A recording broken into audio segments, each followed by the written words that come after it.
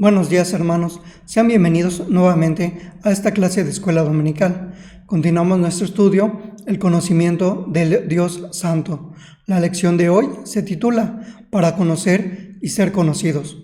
Antes de comenzar nuestro estudio, les invito a que me acompañen a orar. Padre eterno, gracias te damos, Señor, por tu amor y tu misericordia. Gracias te damos, Señor, porque en estos momentos podemos estar reunidos como pueblo tuyo, Señor, para estudiar tu palabra, Señor, para conocer lo que ella nos enseña acerca de nuestra salvación, Señor, y acerca de cómo nos relacionamos contigo, Padre bendito.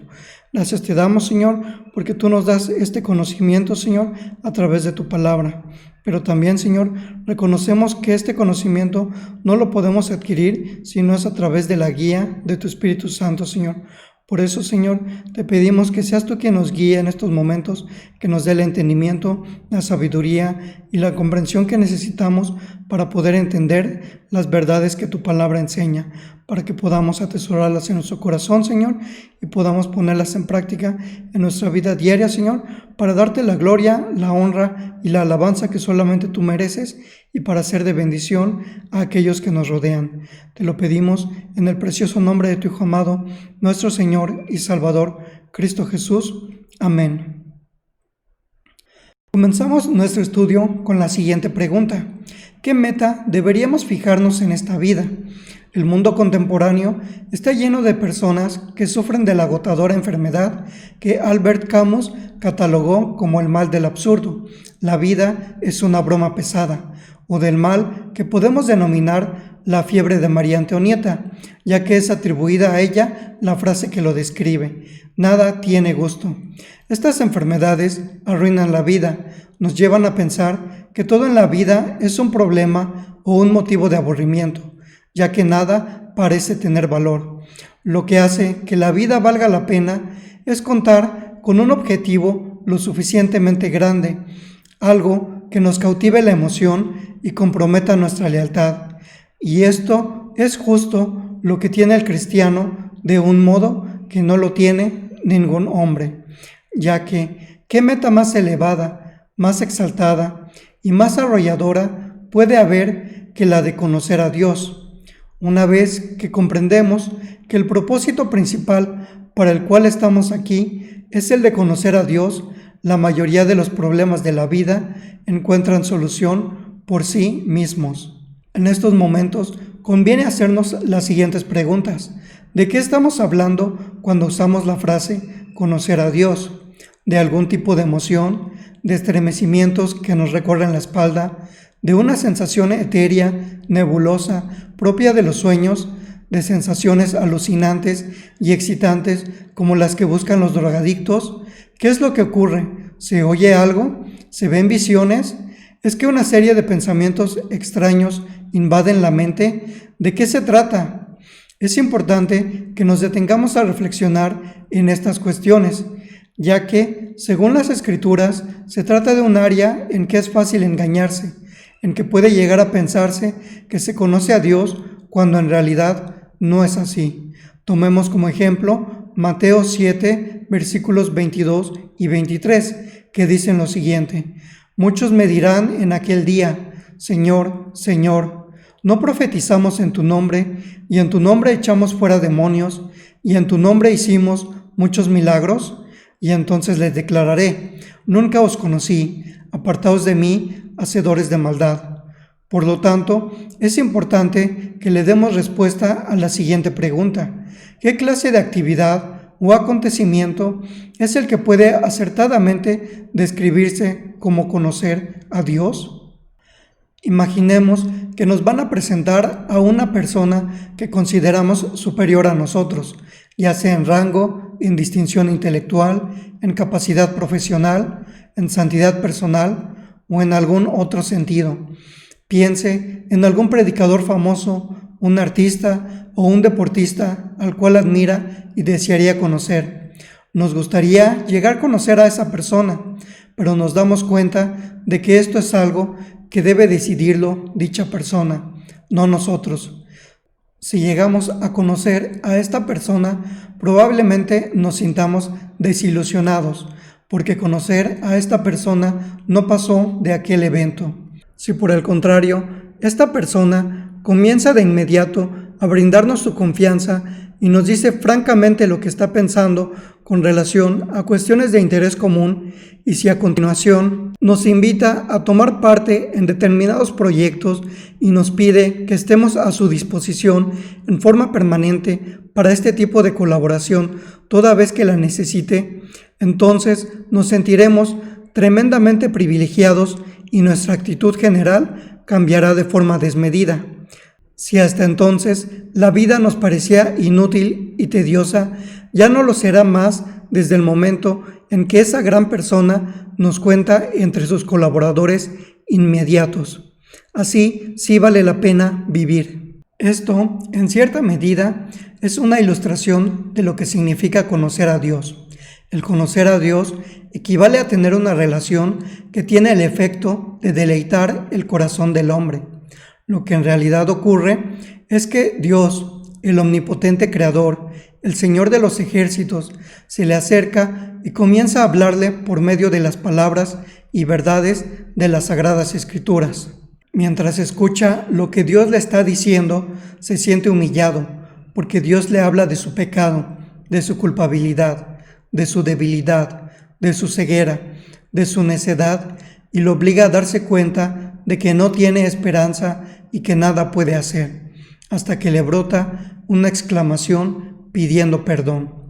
Esto es solo el principio. Mientras escucha, llega a comprender que en realidad Dios le está abriendo el corazón, tratando de hacer amistad con usted, de involucrarlo como un colega, como un socio de un pacto. Es algo asombroso, pero es verdad. La relación en la que nosotros, los seres humanos pecadores, conocemos a Dios, es una relación en la que el Señor, por así decirlo, nos toma a su servicio a fin de que seamos colaboradores suyos y amigos personales. En estos momentos podemos hacernos la pregunta: ¿en qué consiste la actividad de conocer a Dios? Esta pregunta la podemos responder a través de las siguientes 4 actividades. Primero, escuchar la palabra de Dios y aceptarla en la forma en que es interpretada por el Espíritu Santo para aplicarla a uno mismo. Segundo, tomar nota de la naturaleza y el carácter de Dios, como nos lo revelan su palabra y sus obras. Tercero, aceptar sus invitaciones y hacer lo que Él manda. Y por último, reconocer el amor que Él nos ha mostrado al acercarse a nosotros y al relacionarnos con Él en esa comunión divina. La Biblia ilustra estas ideas valiéndose de figuras y analogías, diciéndonos que conocemos a Dios del modo en que el Hijo conoce a su Padre, del modo en que la mujer conoce a su esposo, del modo en que un súbdito conoce a su rey y del modo en que las ovejas conocen a su pastor. Estas son algunas de las analogías que la Biblia nos presenta para que nosotros podamos entender cómo es nuestra relación con el Señor. Esto constituye parte del concepto bíblico sobre el conocimiento de Dios. De la misma forma, la Biblia enseña que conocemos a Dios de este modo, solo mediante el conocimiento de Jesucristo, es decir, Dios manifestado en carne.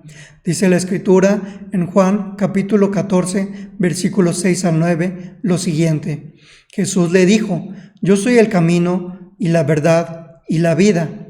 Nadie viene al Padre sino por mí. Si me conocieseis, también a mi Padre conoceríais, y desde ahora le conocéis y le habéis visto. Felipe le dijo: Señor, muéstranos al Padre, y nos basta. Jesús le dijo: ¿Tanto tiempo hace que estoy con vosotros y no me has conocido, Felipe? El que me ha visto a mí, ha visto al Padre. ¿Cómo pues dices tú, muéstranos el Padre? Por lo tanto, es importante que tengamos bien claro en la mente lo que significa conocer a Jesucristo.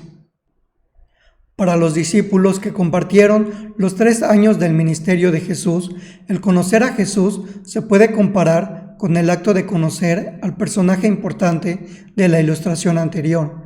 Jesús, el rabí que hablaba con autoridad, el profeta que era más que profeta, el Maestro que despertó en ellos admiración y devoción crecientes hasta que no pudieron menos que reconocerlo como su Dios.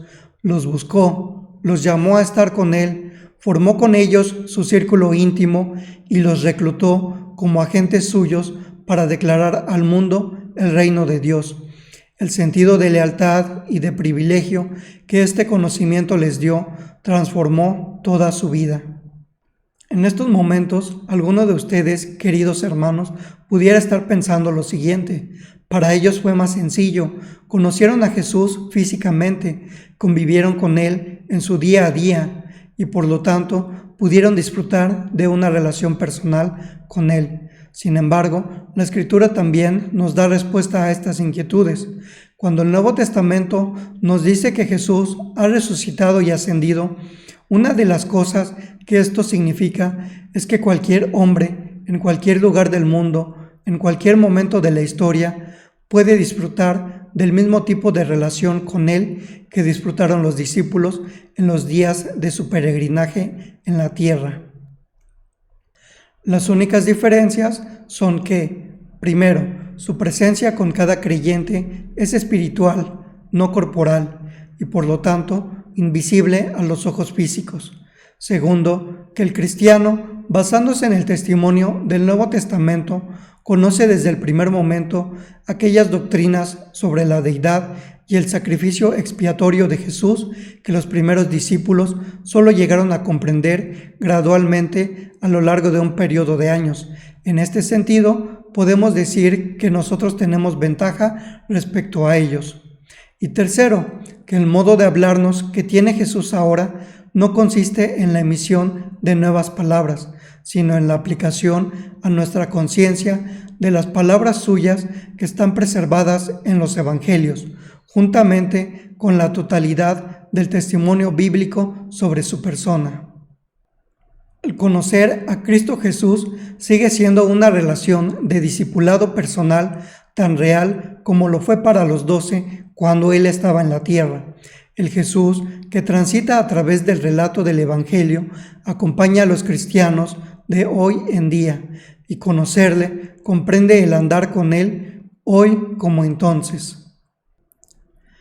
La voz de Jesús es oída cuando se acepta lo que Él afirma, cuando se confía en su promesa, cuando se responde a su llamado.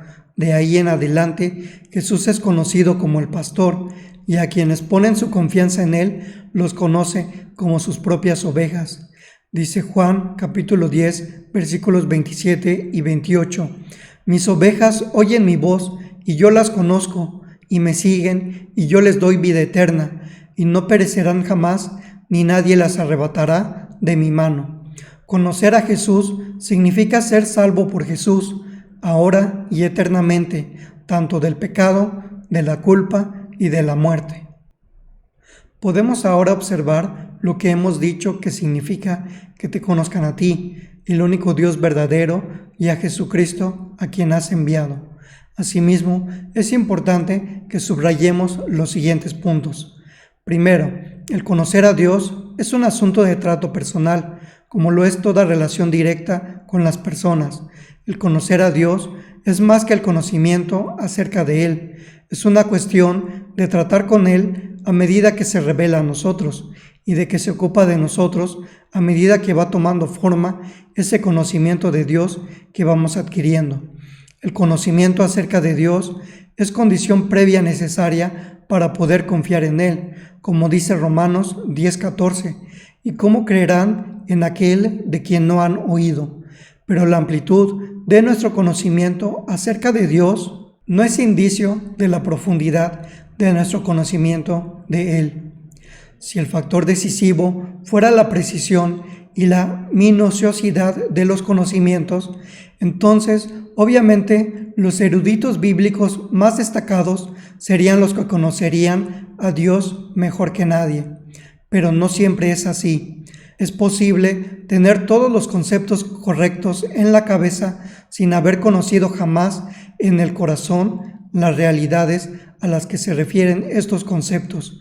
Y por eso, un creyente lleno del Espíritu Santo ha de desarrollar una relación mucho más profunda con su Dios y Salvador que otros más preparados que se conforman con ser teológicamente correctos.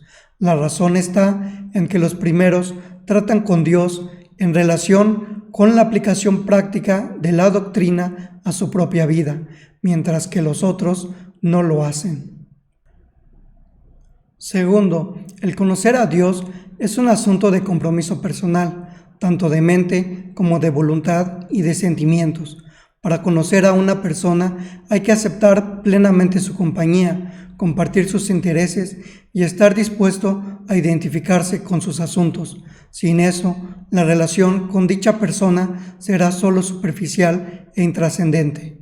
Conocer a Dios es una relación tanto emocional como intelectual y volitiva, y que no podría ser en realidad una relación profunda si así no lo fuera.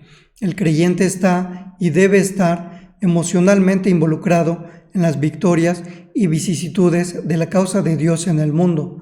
El creyente se regocija cuando su Dios es honrado y vindicado, y experimenta la más penetrante angustia cuando ve que Dios es escarnecido. Cuando Bernabé llegó a Antioquía y vio la gracia de Dios, se regocijó, como está en Hechos capítulo 11, versículo 23. Por contraste, el salmista escribió en el Salmo 119, 136, «Ríos de agua descendieron de mis ojos, porque no guardaban tu ley». Igualmente, el cristiano siente vergüenza y dolor cuando está consciente que ha defraudado a su Señor, como lo expresa el salmista en el Salmo 51. Y también conoce el éxtasis del regocijo cuando Dios le hace ver de un modo u otro la gloria del perdurable amor con que ha sido amado, como nos enseña Primera de Pedro, capítulo 1, versículo 8. Este es el aspecto emocional y práctico de la amistad con Dios. Ignorar este aspecto significa que por verdaderos que sean los pensamientos que el hombre tenga sobre el Señor, en realidad no conoce aún al Dios en el cual está pensando. Tercero, el conocer a Dios es un asunto de gracia. Es una relación en la que la iniciativa parte invariablemente de Dios, como debe serlo, por cuanto Él está tan totalmente por encima de nosotros y por cuanto hemos perdido por completo todo derecho a su favor al haber pecado. No es que nosotros nos hagamos amigos de Dios, Él se hace amigo de nosotros, haciendo que lo conozcamos mediante el amor que nos manifiesta. El apóstol Pablo expresa esta idea en la epístola a los Gálatas en su capítulo 4, versículo 9. Mas ahora, conociendo a Dios, o más bien siendo conocidos por Dios, lo que surge de esta expresión final es que el apóstol entiende que la gracia vino primero y que sigue siendo el factor fundamental para la salvación de los lectores. El conocimiento que tiene Dios de los que son suyos está asociado con sus planes de misericordia salvadora. Esto lo podemos ver en pasajes como Éxodo 33:17, por cuanto has hallado gracia en mis ojos y te he conocido por tu nombre. Jeremías 1:5, antes que te formase en el vientre te conocí, y antes que nacieses te santifiqué. Juan 10:14, yo soy el buen pastor y conozco mis ovejas, y las mías me conocen. Es un conocimiento que comprende afecto personal, acción redentora, fidelidad al pacto y protección providencial para con aquellos a quienes Dios conoce. Comprende, en otras palabras, la salvación ahora y por siempre. Lo que interesa, por sobre todo, no es que yo conozca a Dios, sino un hecho más grande que está en la base de todo esto, el hecho de que Él me conoce a mí. Estoy esculpido en las palmas de sus manos, estoy siempre presente en su mente. Todo el conocimiento que tengo de Él depende de la sostenida iniciativa suya de conocerme a mí. Lo conozco porque Él me conoció primero y sigue conociéndome. Me conoce como amigo, como uno que me ama, y no hay momento en que su mirada no esté sobre mí o en que su ojo se distraiga de mí. No hay momento, por consecuencia, en que su cuidado de mí flaquee. En todo esto, hay también un gran incentivo para adorar y amar a Dios en el pensamiento de que por alguna razón que no comprendo, Él me quiere como amigo, anhela ser mi amigo y ha entregado a su Hijo a morir por mí a fin de concretar este propósito. Por último, quisiera dejarlos con las siguientes preguntas para que reflexionemos. ¿Para qué hemos sido hechos? Para conocer a Dios. ¿Qué meta deberíamos fijarnos en esta vida? La de conocer a Dios. ¿Qué es esa vida eterna que nos da Jesús? El conocimiento de Dios, según lo dice Juan 17:3. Por último, ¿qué es lo mejor que existe en la vida? Lo que ofrece mayor gozo, delicia y contentamiento que ninguna otra cosa, el conocimiento de Dios, como dice Jeremías capítulo 9, versículos 23 y 24. No se alabe el sabio en su sabiduría, ni en su valentía se alabe el valiente, ni el rico se alabe en sus riquezas, mas alábese en esto el que se hubiere de alabar, en entenderme y conocerme, que yo soy Jehová. Que el Señor tenga misericordia de nosotros y nos permita conocerle de la forma que Él quiere que le conozcamos. Que el Señor les bendiga. Les agradecemos que nos hayan acompañado a esta clase de escuela dominical. Asimismo, les recordamos y les invitamos a que sigan participando en las actividades virtuales que como Iglesia Príncipe de Paz estamos llevando a cabo. A mediodía tenemos nuestro culto de adoración. De la misma forma, si alguno de ustedes, queridos hermanos, tiene alguna necesidad, le pedimos que se comunique con la Junta de Diáconos, con el consistorio o con nuestro pastor, para que podamos ayudarle a atender esta necesidad y a estar orando por usted.